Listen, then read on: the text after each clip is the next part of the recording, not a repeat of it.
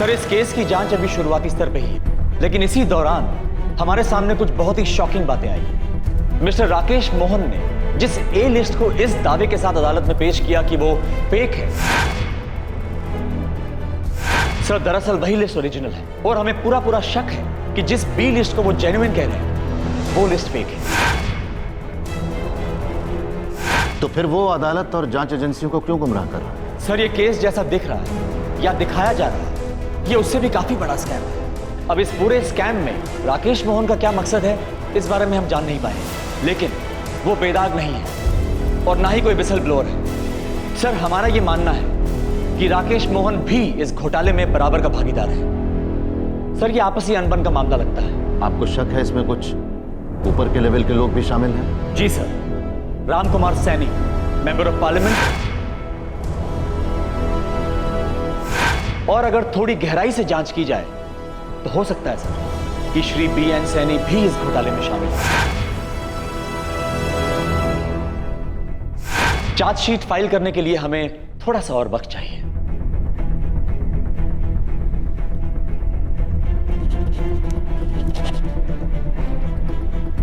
आप अपनी जांच को आगे बढ़ा सकते हैं। Thank you sir.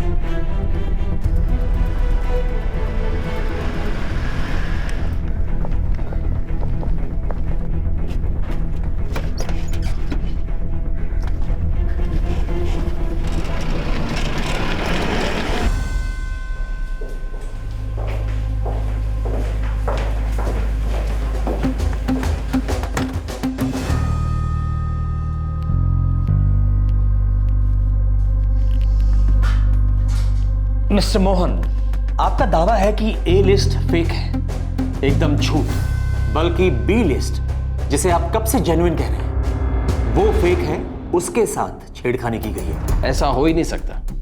मैंने जो कहा है वो सच कहा है। आप ही का कहना है मिस्टर मोहन कि आपने 16 सितंबर 2000 को सील बंद अलमारी खोलकर उसमें से असल लिस्ट यानी कि बी लिस्ट उसे रिलीज किया।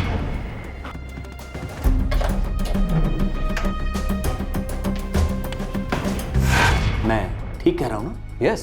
झूठ मिस्टर मोहन। सील बंद अलमारी जिसे आपके डायरेक्टर बनने से पहले गीता सिकंद ऑलरेडी सील कर चुकी थी।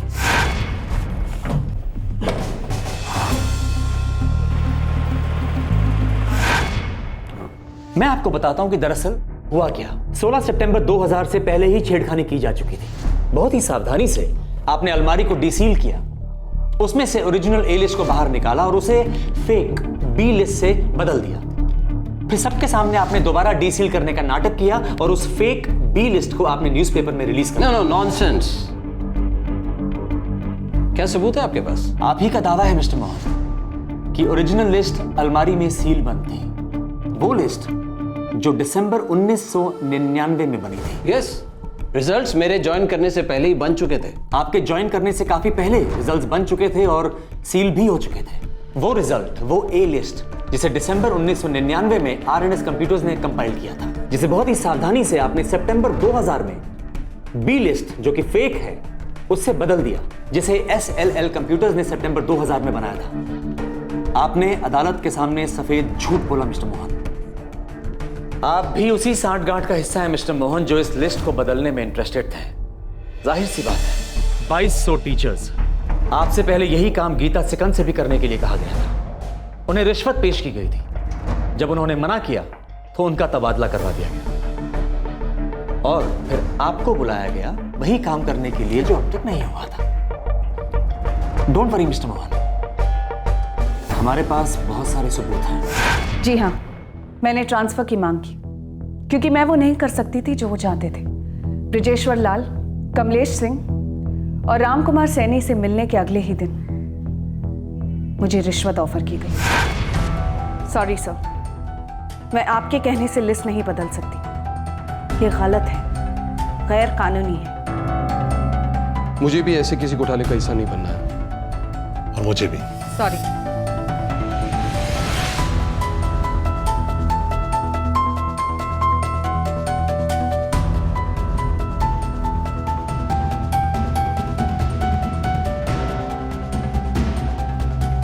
मैं सब संभालूंगा।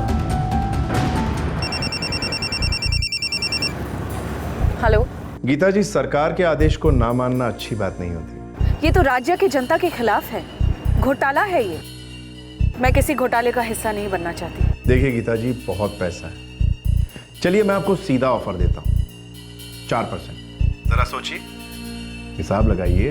लेकिन मैं अपने जमीर को नहीं बेच सकती। मैंने डिटेल में इस रिक्रूटमेंट स्कीम को समझा है और पता चला कि इसकी तो शुरुआत ही घोटाले के इरादे से की गई थी। आई एम सॉरी, लेकिन मैं इसका हिस्सा नहीं बनना चाहती। गीता जी, मैं आपसे एक बात जानना चाहता हूं जो कब से मुझे परेशान कर रही है। जहां तक मेरी नॉलेज है, टीचर्स के रिक्रूटमेंट की जिम्मेदारी सर्विस सिलेक्शन कमेटी के पास होती है, लेकिन इस मामले में यह जिम्मेदारी डायरेक्टोरेट ऑफ प्राइमरी एजुकेशन को क्यों दे दी गई? कॉन्स्पिरेसी की शुरुआत तो यहीं से हुई, सितंबर 1999 से, जब रिक्रूटमेंट को डायरेक्टोरेट ऑफ प्राइमरी एजुकेशन के हवाले कर दिया गया।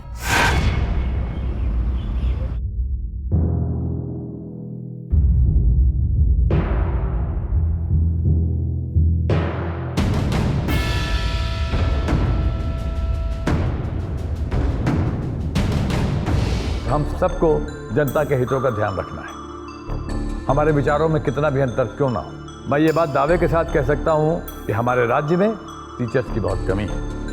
मुझे आशा है कि आप सब हमारी इस बात से सहमत होंगे। राज्य के 22 डिस्ट्रिक्ट्स में करीब 2200 टीचर्स की कमी है। मेरा ये मानना है कि जो संस्थान अभी तक सरकारी स्कूलों के टीचर्स की नियुक्ति करता आया है, वो इतनी भारी संख्या में टीचर्स की नियुक्ति करने में असमर्थ रहेगा। और टीचर्स की नियुक्ति में विलंब न हो, इसलिए मेरा सुझाव है कि इस पूरे प्रोसेस को डिसेंट्रलाइज करके डिस्ट्रिक्ट हेडक्वार्टर को सौंप देना चाहिए। हर एक डिस्ट्रिक्ट कमेटी उम्मीदवारों को छांटेगी, इंटरव्यू करेगी और उनमें से सिलेक्ट करेगी।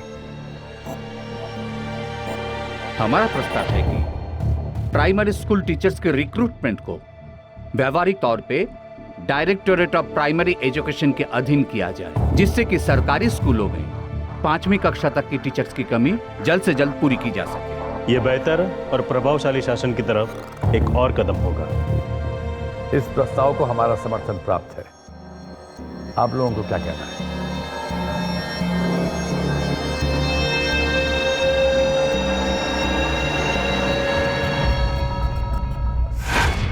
इश्तिहार दिए गए।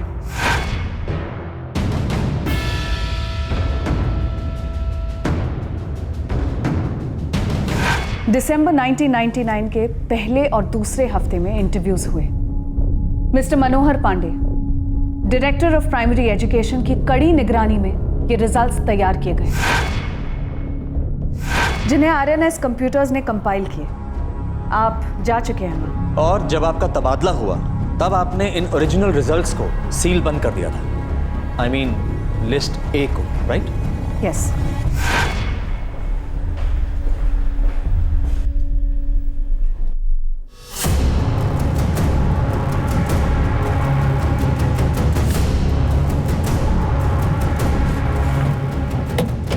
देवेंद्र जी, 5 मीटर का एक लाल कपड़ा मंगवाइए। जी मैडम।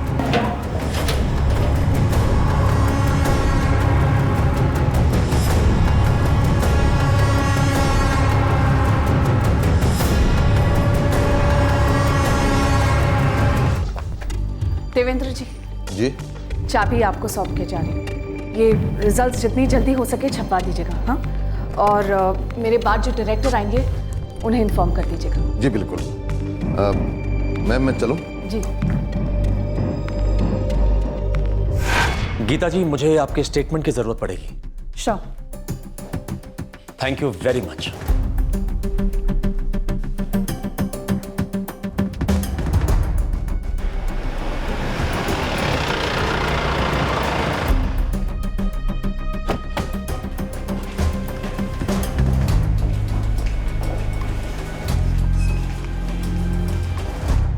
सर, मैं तो डायरेक्टरेट एक छोटा सा कर्मचारी हूँ।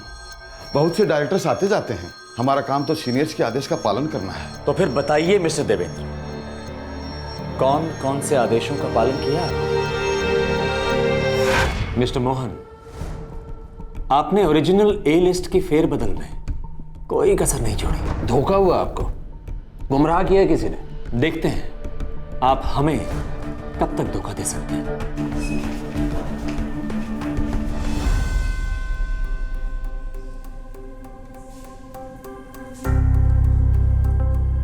मिस्टर देवेंद्र सिंह, मैं चाहता हूं कि आप एक बार फिर हम सबको बताएं कि गीता सिकंद ने जिस अलमारी में ओरिजिनल ए लिस्ट को सील बंद करके रखा था वो कब और कैसे तोड़ी गई, फिर कैसे उसे दोबारा सील बंद किया गया और दोबारा सील खोलने का नाटक किया गया। सर, इसमें प्राइमरी स्कूल टीचर्स रिक्रूटमेंट के रिजल्ट्स हैं। मुझे देखना है चाबी किसके पास है। जी मेरे पास है, दे लीजिए।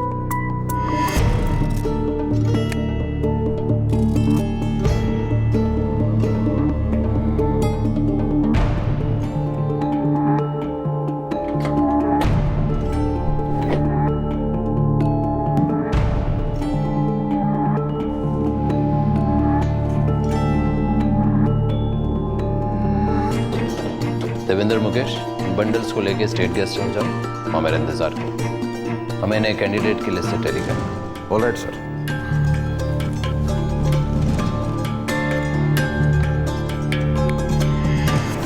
मिस्टर राकेश मोहन, ये सब 25 अगस्त 2000 को हुआ। कमेटी के सामने आपके सील तोड़ने की नौटंकी से बहुत पहले।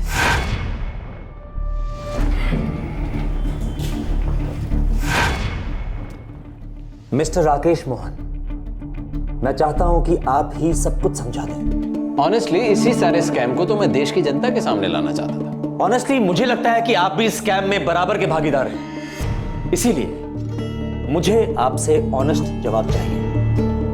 क्या बी लिस्ट फेक, मैनिपुलेटेड नहीं? क्या सरकार में बैठे कुछ लोगों के इशारे पर आपने ओरिजिनल लिस्ट को बदल नहीं दिया?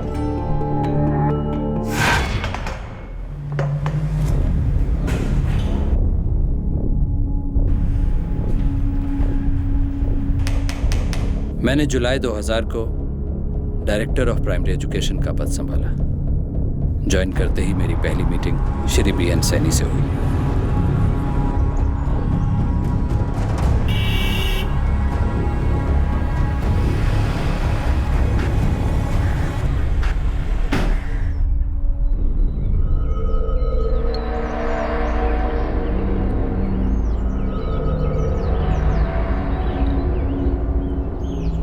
राकेश, आपको पता है क्या करना है? जी, जो रिजल्ट्स गीता सिकंद ने सीलबंद किए हैं उन्हें अलमारी से निकालना है। ब्लो टॉर्च से कबाड़ का पिछला हिस्सा तोड़ सकते हैं। नहीं नहीं, उससे निशान छूट जाएंगे। तो फिर आप क्या सजेस्ट करते हैं? मैं सावधानी से सील खोलूंगा और फिर वापस बंद कर दूंगा, किसी को पता नहीं चलेगा। रिजल्ट्स बदलना मत भूलना। रिजल्ट्स जो हम चाहते हैं और जितनी जल्दी हो सके ये काम होना है, इसलिए कि हमें परिणाम जल्द से जल्द घोषित करने हैं। Yes sir. ये ब्रजेश्वर और कमलेश नई लिस्ट बनाने में तुम्हारी हेल्प करेंगे। पुरानी लिस्ट निकाल। हमारी पसंद की नई लिस्ट बनवाओ और डिस्ट्रिक्ट कमेटी से बैक डेट पर साइन करना हो जाएगा। और फिर आपने 25 अगस्त 2000 को ओरिजिनल लिस्ट निकाल लिया। I mean A list.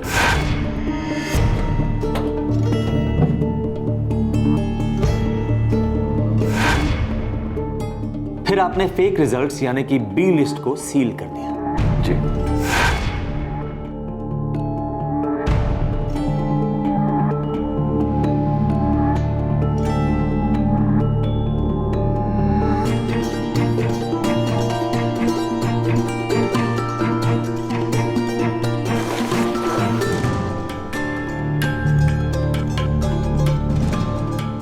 मैंने फिर से अलमारी की सील तोड़ी और नई लिस्ट को 16 सितंबर 2000 को रिलीज कर दिया। अश्विन जी, नारायण जी, मनोज जी, राजेश जी, ये मैं आपके सामने खोलने जा रहा हूं। मैं नहीं चाहता मुझ पर किसी भी तरह की धोखाधड़ी का इल्जाम लगे।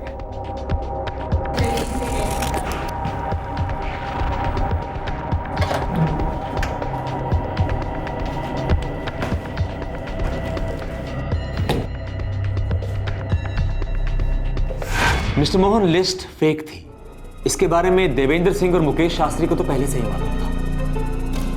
पर क्या बाकी के डिस्ट्रिक्ट कमेटी मेंबर्स जैसे कि अश्विन हरजाई, मनोज लालवानी, राजेश गुप्ता, नारायण खेमका क्या ये चारों भी जानते थे कि लिस्ट फेक है? जी उन्हें पता था, उन्होंने लिस्ट तैयार की थी और उस पर साइन भी किया था।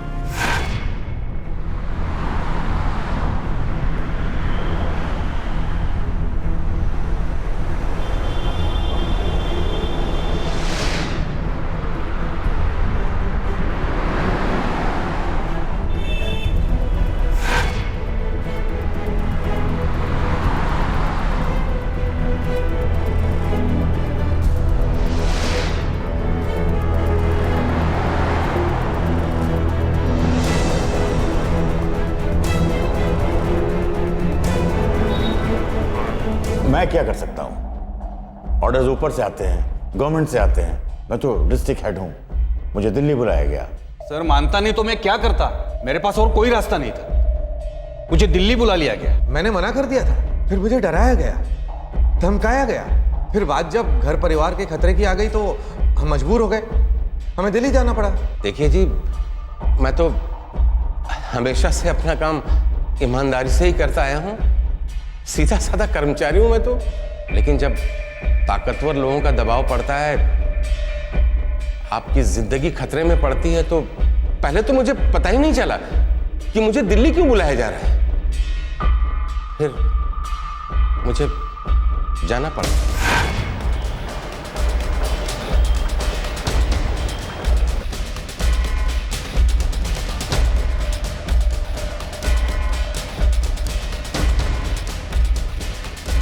मिस्टर मोहन, 2 सितंबर 2000 दिल्ली के स्टेट गेस्ट हाउस में मीटिंग रखी गई थी। जी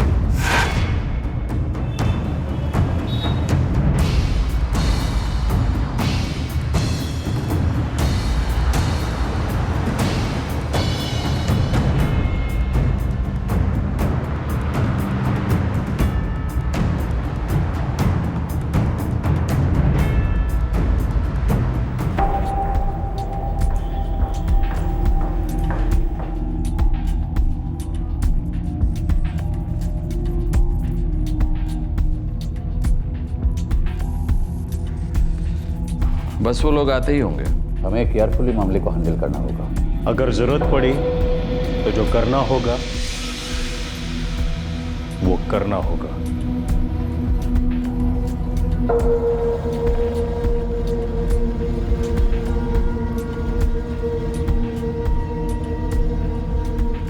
लेकिन ये लिस्ट तो दिसंबर 1999 में ही तय की जा चुकी है।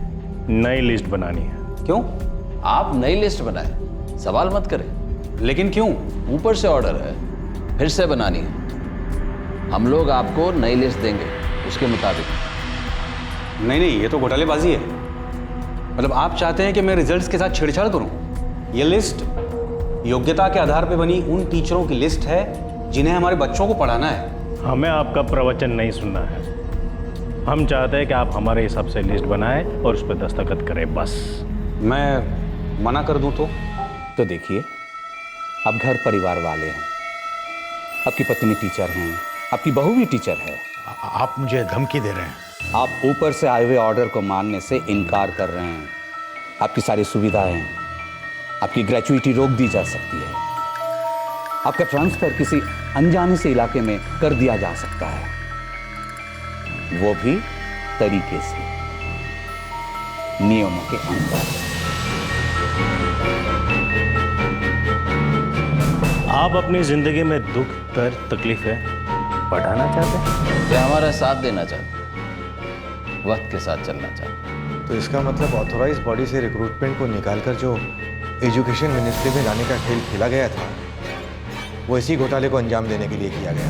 आप जो भी सोचना चाहें सोचें, सोच सकते हैं, लेकिन करने के लिए आपके पास एक ही चीज़ है, लिस्ट बदलें और साइन करें। अब यूं फालतू में कोई किसी परिवार को नुकसान तो नहीं पहुंचाएगा ना? नहीं, आप इस ईमानदारी और सच्चाई के बोझ से अपने आप को परेशान मत कीजिए। देखिए, कोई भी टीचर आए, बच्चों को पढ़ाएंगे तो वही चीज़, इससे बच्चों की जिंदगी में कोई फर्क नहीं पड़ने वाला। लेकिन हाँ, अगर आप इस बात को मानने से इनकार कर दें तो आपकी जिंदगी में फर्क पड़ेगा। आपकी जिंदगी का ये जो खूबसूरत बगीचा है, वो उजड़ के बंजर जमीन बनने में ज्यादा देर नहीं लगेगी।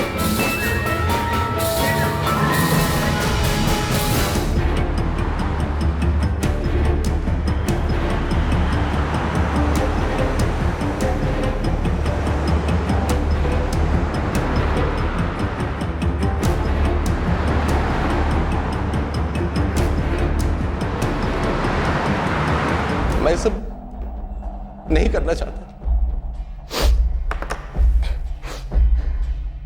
लेकिन मैं जानता था कि ये अनएथिकल, अनफेयर, अन्याय है ये। सर आप तो जानते ही हो पॉलिटिकल प्रेशर क्या होता है। आप इसके खिलाफ कैसे, इसके खिलाफ आप नहीं जा सकते हो।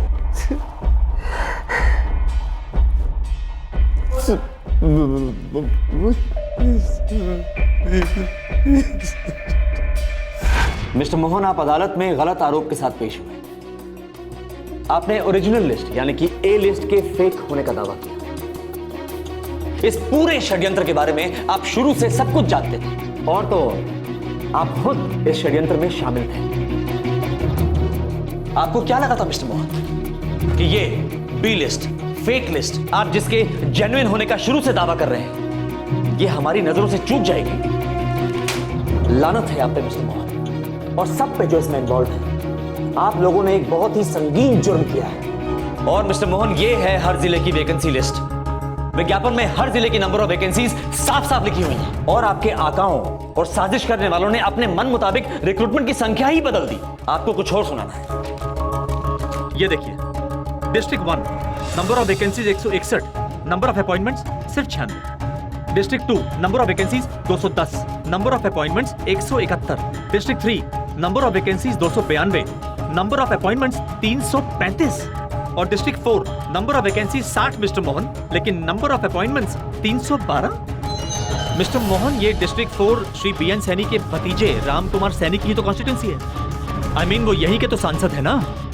एम आई राइट मिस्टर मोहन और नॉट? हेलो राकेश, काम हुआ कि नहीं? जी सर, ज्यादातर डिस्ट्रिक्ट कमेटी के सदस्य तो मान गए। गुड। अब एक नई लिस्ट बनाओ और उसे इसी महीने रिलीज करो। ज्यादा देर करना ठीक नहीं है। जी सर। और वो ओरिजिनल लिस्ट का क्या हुआ? सर वो मैंने अलमारी से निकाल ली है, मेरे पास ही पड़ी है। गुड। अब हमें उसकी जरूरत नहीं है, काम जल्दी करो। मिस्टर मोहन, मैं आपको बताता हूं कि दरअसल हुआ क्या होगा।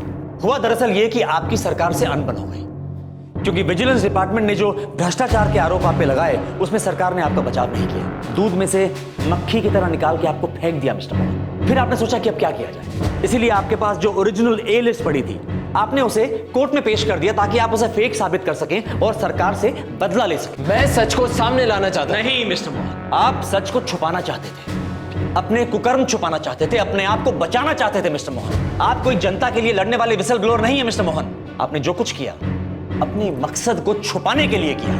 नतीजा क्या हुआ? आपका भी भांडा फूटा और आपकी सरकार का भी।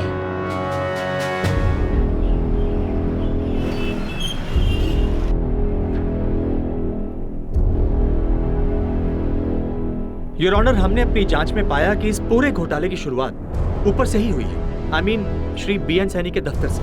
उन्हीं के भतीजे श्री राम कुमार सैनी, उनके पर्सनल कंसल्टेंट, ऑफिस इंचार्ज समेत तकरीबन 40 अधिकारियों के खिलाफ हमने अपनी चार्जशीट में आरोप लगाए हैं, जो कि कुछ इस प्रकार है। 120B criminal conspiracy, 420, 467, 468, section 13 subsection 2 with section 13 subsection 1 prevention of corruption act under 1998। That's all your honour.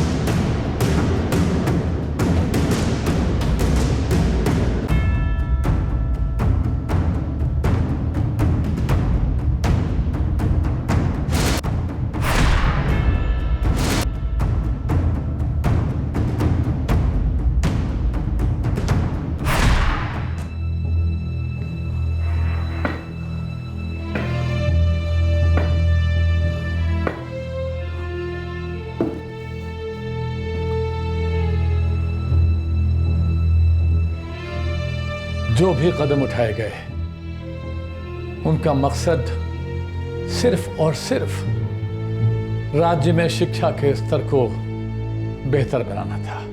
और जो मेरे ऊपर ये आरोप लगे हैं, वो मेरे विरोधियों का एक बहुत बड़ा षड्यंत्र है मेरे खिलाफ। इसलिए मेरी अदालत से दरख्वास्त है कि कोई भी फैसला करने से पहले मेरे इस पक्ष को ध्यान में रखा जाए। अदालत इस बारे में विचार करेगी।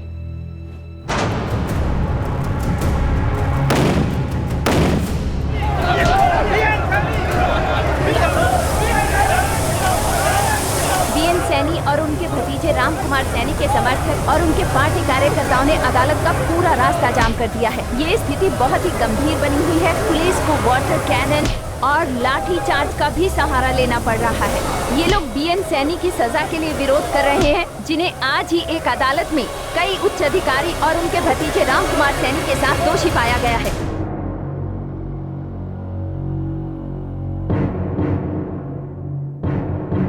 श्री बीएन सैनी, उनके भतीजे राम कुमार सैनी और उनके पर्सनल कंसल्टेंट श्री कमलेश सिंह, इन तीनों के काबिल वकील का कहना है कि इस केस के दायर होने की वजह से इन तीनों के राजनीतिक करियर को बहुत नुकसान पहुंचा है। वकील का आगे कहना है कि इनकी ऐसी बेइज्जती हुई कि ये समाज में मुंह दिखाने के लायक नहीं रहे। इस केस की गंभीरता का इस बात से अंदाजा लगाया जा सकता है कि इसकी साजिश ने इस राज्य के सारे जिलों को अपनी चपेट में ले लिया था। इस केस की गंभीरता और भी बढ़ जाती है क्योंकि हमारा संविधान जो भारत के हर नागरिक को रोजगार के समान अवसरों की गारंटी देता है, उसका इस साजिश में बड़ी बेशर्मी के साथ उल्लंघन हुआ था। और जहां तक श्री राकेश मोहन का ताल्लुक है, ये अपने आप को विसल ब्लोअर कहते हैं, इसलिए इन्होंने सजा में थोड़ी नरमी की दरख्वास्त की।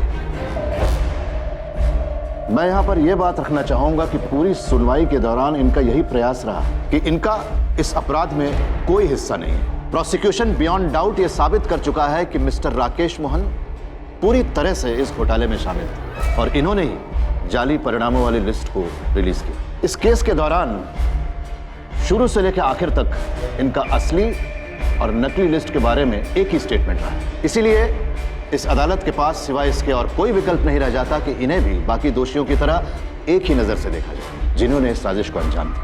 मैं श्री बीएन सैनी और श्री राकेश मोहन को section 13 sub section 2 prevention of corruption act के तहत 7 साल की रिग्रेस इम्प्रिजनमेंट की सजा सुनाता हूं। 120B read with section 418, 467, 471 read with section 13 sub section 2 of prevention of corruption act के तहत दोनों ही दोषियों को 10 साल रिग्रेस इम्प्रिजनमेंट की सजा सुनाई जाती है। मैं श्री राम कुमार सैनी, श्री ब्रजेश्वर लाल, श्री कमलेश सिंह को 122B read with section 418, 467, 471 read with section 418, 467, 471 of prevention of corruption act के तहत 10 साल रिग्रेस इम्प्रिजनमेंट की सजा सुनाता हूं।